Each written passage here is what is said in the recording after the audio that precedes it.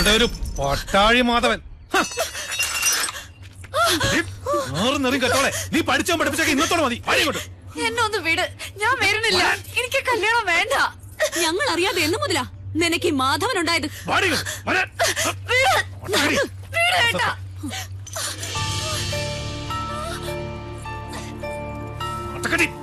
ഒരു ആരാധനാമൂർത്തി. അച്ഛാ, ഞാൻ മിണ്ടരുത്. നീ ഏത് നമ്പൂരിയുടെ ഭാര്യയാകണമെന്ന് ഞാൻ തീരുമാനിച്ചിട്ടുണ്ട്. അതല്ലാതെ ഏത് കാമദേവൻ വന്ന് എന്റെ കാൽ കീഴി കിഴിവെച്ച് സാഷ്ടാംഗം പ്രണമിച്ചാലും വിട്ടുകൊടുക്കില്ല കുത്തൻ. ഈ ടീച്ചറിന് തിരിച്ചു വരില്ല എന്ന് പറഞ്ഞേക്ക്. തടയാൻ ധൈര്യം ഉണ്ടെങ്കിൽ വരാൻ പറ പട്ടാഴി മാധവനോട്. Hello sir.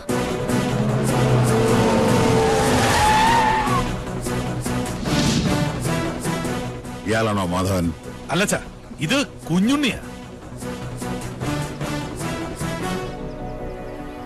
ഇത് ടീച്ചർ സൂക്ഷിച്ചു വെച്ചിരുന്നല്ലേ? പട്ടാഴിയിലേക്ക് വരാൻ ഇനിയും ടീച്ചർക്ക് മനസ്സുണ്ടെങ്കിൽ ഇപ്പൊ ഇതിനകത്ത് ഇറങ്ങണം.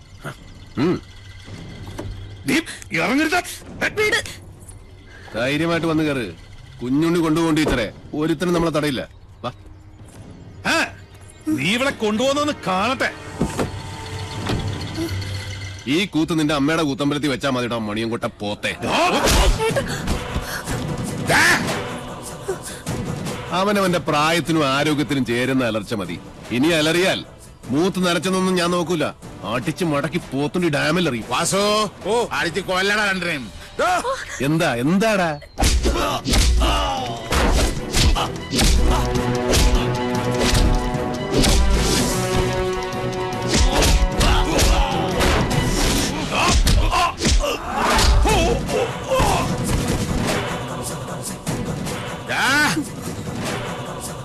ജനിപ്പിച്ച തന്തയെ മോള് തള്ളി പറയണമെങ്കിൽ ഒന്നുകിൽ അച്ഛൻ അച്ഛനല്ലാതാവണം, അല്ലെങ്കിൽ മോൾ അത്രയ്ക്ക് ദുഷ്ടയാവും. ഇതിലേതാണെന്നുള്ളത് തെക്കോട്ട് തലവെക്കുന്നതിന് മുമ്പ് കാരണം ആലോചിച്ച് തീരുമാനിക്കും. രുദ്രാക്ഷം കഴുത്തിലല്ല, മനസ്സിലാണ് വേണ്ടത്. കേട്ടോ മോണിയൻകോട്ട് രാവണം. ഒന്നുകിൽ ഇത് ഇവിടെ വെച്ച് അവസാനിപ്പിക്കണം, അല്ലെങ്കിൽ നമുക്ക് ഇവിടെ നിന്ന് തുടങ്ങാം. രണ്ടായാലും എനിക്ക് വിരോധമില്ല.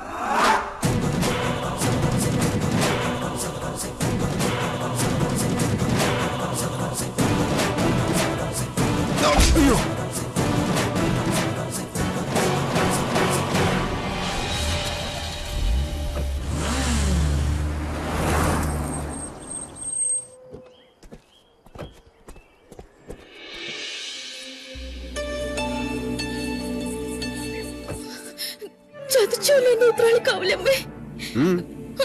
അതാരാ കുഞ്ഞുണ്ണിയുടെ കൂടെ? മനസ്സിലാവണില്ല. അതാണ് ആത്തേമ്മ. ചെന്ന് വേഗം പെർഫോമൻസ് തുടങ്ങിക്കോ. ആരാണാവോ? അമ്മേ. ഹായ്, എന്താ കുട്ടി ഏതാ? അമ്മ എന്നെ ശപിക്കരുത്. പാർവതി, ഈ കുട്ടി ഏതാ? എനിക്കറിയില്ല, ഞാൻ കണ്ടിട്ടില്ല. ഈ കാണാലോ, അമ്മയ്ക്കും ചിറ്റശിക്കും ഇനി കണ്ണ് നിറയെ കാണാം. ഇത് മിത്ര നമ്പൂതിരി, നമ്മുടെ ഇവിടുത്തെ സംസ്കൃത കോളേജിലെ ടീച്ചറാ. പഠിച്ചത് ഇവിടെ തന്നെ. ആദ്യമേടെ അനുഗ്രഹം വാങ്ങിക്കാൻ വന്നതായിരിക്കും. നന്നായി വരൂ കേട്ടോ. ഏതാ ഇല്ലം? അത് മണിയാമ്പള്ളി. മണിയാമ്പള്ളി മണിയാമ്പള്ളി കേട്ടിട്ടില്ലേ? മണിയാമ്പള്ളി ഇല്ലം കേട്ടിട്ടില്ലേ? ഇല്ല. ഇപ്പൊ കേട്ടല്ലോ. ഇനി മനസ്സ് തുറന്നങ്ങോട്ട് അനുഗ്രഹിക്കുക. എന്നിട്ട് അമ്മയുടെ അരയിലിരിക്കുന്ന ആ താക്കോൽക്കൂട്ട് എടുത്ത് ടീച്ചറെ ഏൽപ്പിക്കുക. ഈ നിൽക്കുന്നതേ അമ്മയുടെ പുത്രവധുവാ. എന്താ? ബോംബ് പൊട്ടി. ഇനി മുതൽ ടീച്ചറാ ഇവിടുത്തെ ആത്തേമ്മ. ശിവ ശിവ, എന്തായി കാണുന്നത്? എടാ, എന്ത് തോന്നിയാസം കേട്ടാന്നായോ നിനക്ക്? കിരാവൻ ഇല്ലത്തിന്റെ അന്തസ് കെടുത്തിയില്ലോ നീ. ഞാൻ കിരാതനും കാട്ടാളിനും ഒക്കെയാ, സമ്മതിച്ചു. പക്ഷേ ഇതെന്റെ വധുവല്ല. പിന്നെ ഇത് അമ്മയുടെ മൂത്ത മകന്റെ വേളിയാ. പ്രൊഫസർ പട്ടാഴി മാധവൻ നമ്പൂതിരിയുടെ സഹധർമ്മിണി. എന്താ ആർക്കൊന്നും മനസ്സിലായില്ലേ? ശിവ ശിവ ചോദിച്ചു നോക്കൂ. ഇവൻ പറയണതൊക്കെ നേരാ? അതെ. മാധവ മാധവ കേശവ. വൈകിപ്പോയി. ഇനി വിചാരണ വിളിച്ചോദ്യമൊന്നും വേണ്ട. വേണം. അവന്റെ മനസ്സറിയണോ എനിക്ക്? അറിഞ്ഞു. ദുരഭിമാനം വാതുറക്കില്ല, പക്ഷെ വാത്സല്യം മനസ്സ് തുറക്കും. കുഞ്ഞുണ്ണിക്ക് അത് കേൾക്കാം.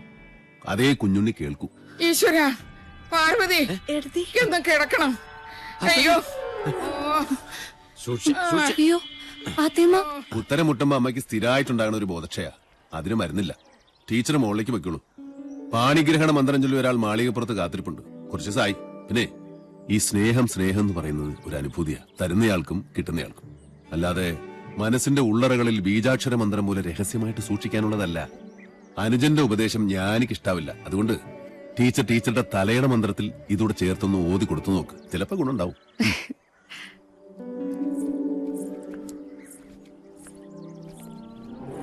നളി, പൊയ്ക്കോ.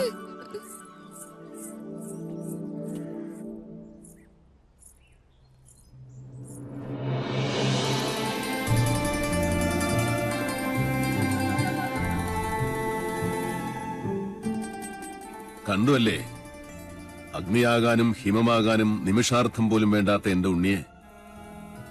പട്ടാഴിയിൽ ഒരു സ്നേഹപ്പാലാഴിയുണ്ടെന്ന് പറഞ്ഞപ്പോ താൻ വിചാരിച്ചു കാണില്ല അതിത്രയും ചൂടുള്ളൊരു ചെങ്കടലായിരിക്കുമെന്ന്, അല്ലേ? മുൻഷുണ്ടി ലേശം കൂടും, അത്രേ ഉള്ളൂ.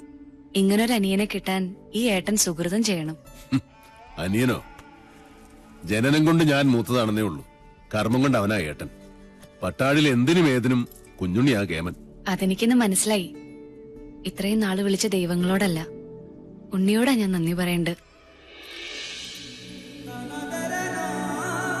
എന്താ ഇത്? ഗുരുവായൂരപ്പന്റെ ശ്രീകോവിലിനുള്ളിൽ വെച്ച് 41 ദിവസം പൂജിച്ചെടുത്ത പട്ടുതാലിയ.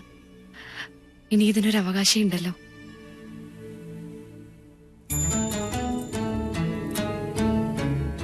എന്താ ഇയാൾ ഉദ്ദേശിക്കണേ?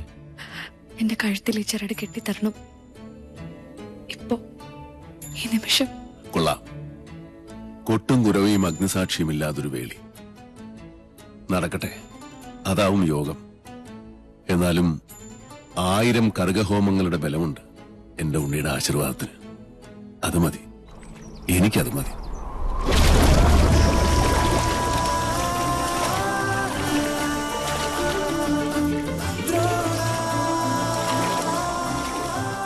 ചെമ്പറയിലേക്ക് പോവാൻ തന്നെ തീരുമാനിച്ചോ? ഈ യാത്ര ഞാനായിട്ടല്ല, ഈശ്വരൻ നിശ്ചയിച്ചതാണ്. മാധവൻ പോയിരിക്കും. പടനിലത്തിന്റെ എതിർവശത്ത് നിന്റെ അച്ഛനും സഹോദരങ്ങളുമാണ്. നിനക്ക് കരയാം, ചെമ്പ്ര ഇനി ശ്മശാന ഭൂമിയാകാൻ അധികം കാലമില്ല. ഒരു താത്രിക്കും രക്ഷിക്കാൻ കഴിയില്ല ചെമ്പ്രയെ.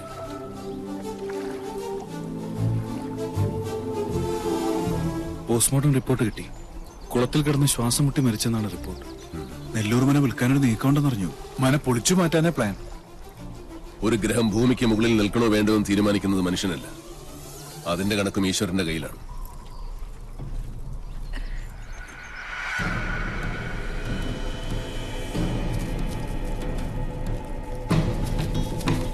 ഒന്ന് പെട്ടെന്നാവട്ടെ, നേരെ അങ്ങോട്ടിട്.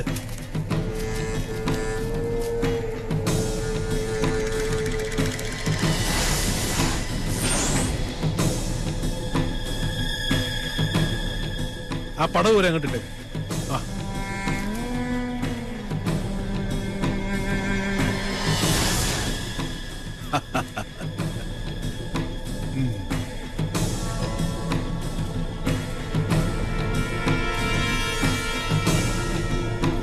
ഇതോടെ നശിക്കട്ടെ ചമ്പ്രയുടെ ദുഷ്കീർത്തി, ദുശകുനം. നിന്ന് കത്തട്ടെ. ദാ അസ്ഥിവാരം വരെ ചാമ്പലാവണം.